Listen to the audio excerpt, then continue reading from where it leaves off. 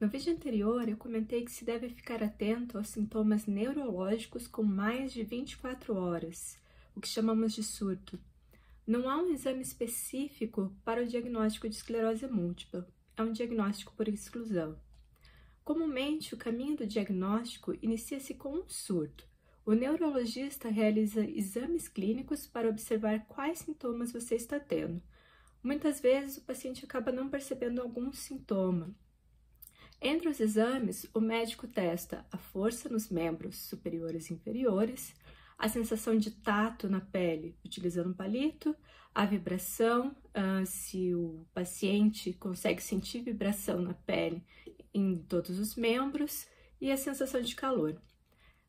São realizados também exames para avaliar a velocidade de resposta e coordenação do organismo, como o teste do martelinho no joelho. O médico pede para você andar em linha reta e movimentar a ponta do indicador de um lado para o outro até a ponta do nariz.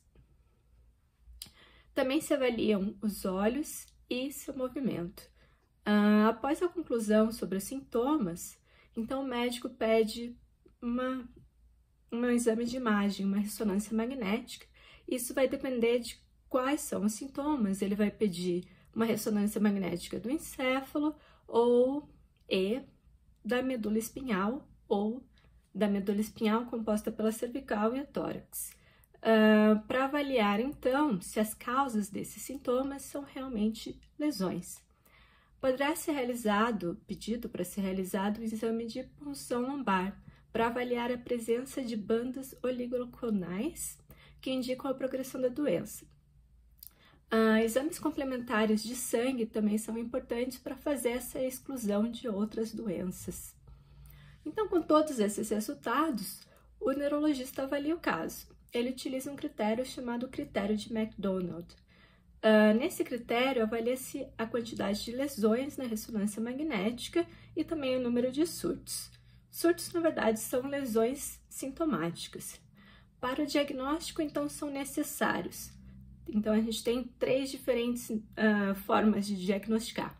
A primeira é ter mais de um surto. Então, pode ser considerado um novo surto se ele tem um intervalo de 30 dias, pelo menos, do anterior. Então, se tiver mais de um surto, pelo menos 2 surtos, fecha o critério. Também, se você tem um surto, mas depois de 6 meses você realizou uma nova ressonância magnética e observou novas lesões, isso também fecha o critério para o diagnóstico. E o terceiro caso é se você, em um mesmo surto, tem diferentes regiões do sistema nervoso central afetadas.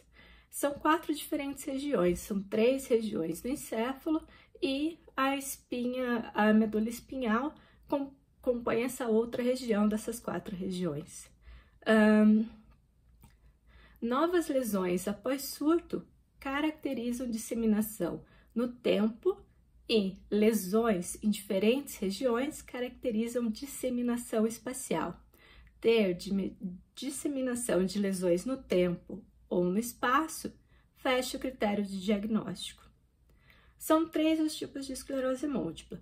O mais comum, que acomete 85% dos casos, é denominado como remitente recorrente e é caracterizado por surtos acompanhados de períodos de remitência, isto é, o paciente tem um surto, se recupera e passa um período sem atividade da doença, que é a remitência, mas eventualmente pode sofrer um novo surto com o tempo.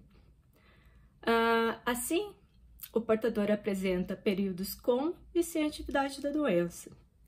Outros 10% dos portadores não apresentam melhora desde o início, apenas progressão das incapacidades. São chamados, então, portadores de esclerose múltipla progressiva primária. E os outros 5%, então, eles na verdade são portadores de esclerose múltipla que inicialmente tinham esclerose múltipla remitente recorrente, que é aquela que acomete 85%, e aí eles acabaram progredindo para essa forma mais debilitante da esclerose, em que eles começaram a não melhorar dos surtos. Esses, então, são chamados de portadores de esclerose múltipla progressiva secundária. Caso o paciente só tenha tido um surto com lesões apenas em uma região, ele não fecha o critério.